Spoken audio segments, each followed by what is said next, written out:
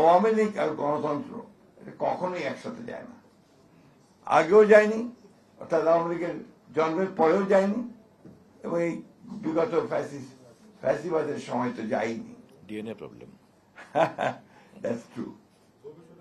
এই সেটাও যাবে না।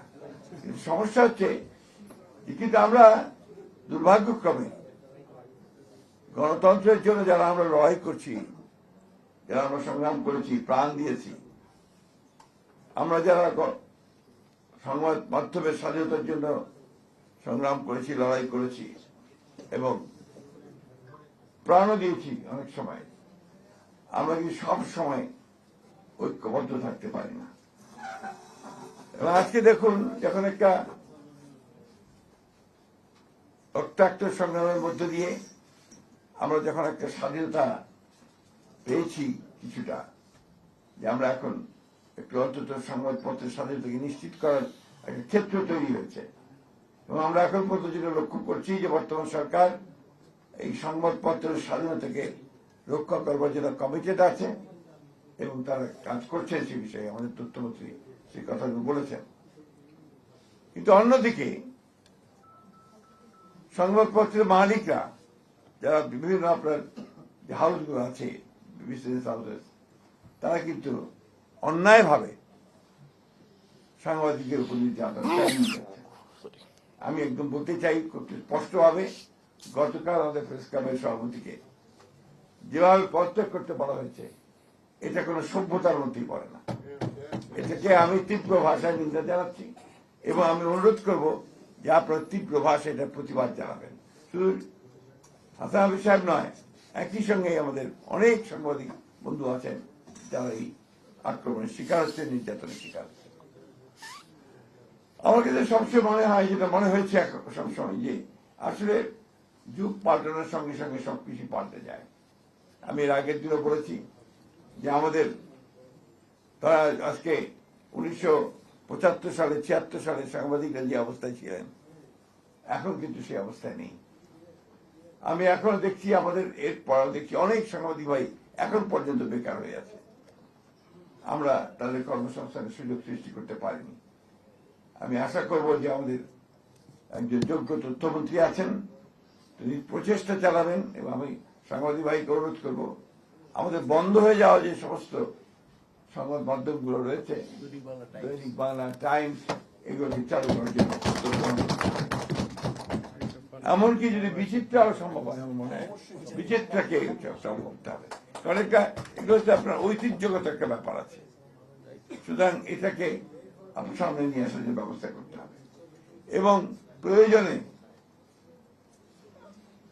বিভিন্নভাবে যারা পারবেন তাদেরকে দিয়ে একসাথে করে নতুন সংবাদ মাধ্যম সৃষ্টি করে আমাদের সাংবাদিকদের কর্মসংস্থানের ব্যবস্থা করে সৃষ্টি করতে হবে। এটা আমার কাছে মনে হয়। একটি কথা, যে আমাদের এই সরকার, আপনারা জানেন যে দীর্ঘ সংগ্রামের পরে এবং আমাদের প্রধানমন্ত্রী তিনি অনেক নির্যাতনের পরে আজকে আমরা একটা রাষ্ট্র পরিচালনার দায়িত্বে এসেছি। এই দায়িত্বে আসার পরে পরে যে ঘোষণাগুলো তিনি দিয়েছেন, সেই ঘোষণার মধ্যে কিন্তু আমাদের সংবাদ মাধ্যমের স্বাধীনতাকে নিশ্চিত করার ব্যাপারটা তিনি বারবার করে বলেছেন। এবং আমি ইতিমধ্যেই যেটা লক্ষ্য করছি, তিনি আপনাদের সকলের সঙ্গে মত বিনিময় করছেন। মত বিনিময় করে যেটা কিছুক্ষণ আগে আমাদের তথ্যমন্ত্রী মহোদয় বললেন, যে তিনি গোটা সংবাদ মাধ্যমে যেন একটা সুবাতাস বয়, সেই রকম একটা পরিবেশ তৈরি করার চেষ্টা করছেন। দুর্ভাগ্য আছে আমাদের যে বাংলাদেশে আমরা সবসময় কিন্তু সহজেই সবকিছু সোজা পথে পাই না। আজকে আবার বিভিন্নভাবে বিভিন্ন গোষ্ঠী মাথা চাড়া দিয়ে উঠছেন, তারা বিভিন্নভাবে সমস্যা তৈরি করছেন, অনেকের আইন শৃঙ্খলা পরিস্থিতি নষ্ট করছেন।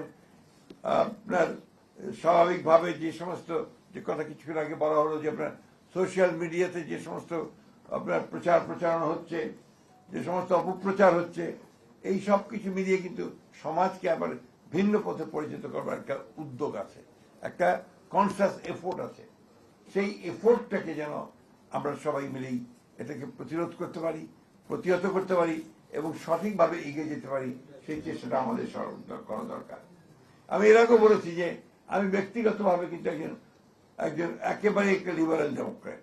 আমি হচ্ছে একটা উদারপন্থী গণতান্ত্রিক দল।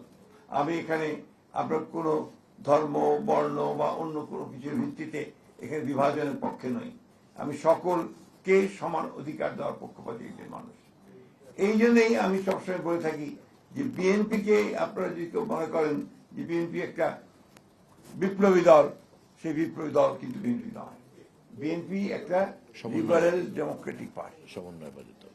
এটাকে আপনার সবসময় মনে রাখতে হবে আমাদেরকে।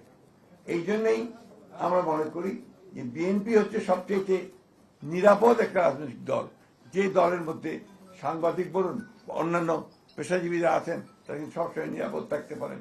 কারণ বিএনপি অন্যের মত সহ্য করবার একটি রাজনৈতিক দল, এবং সেইটাই আমরা বরাবর করে এসেছি।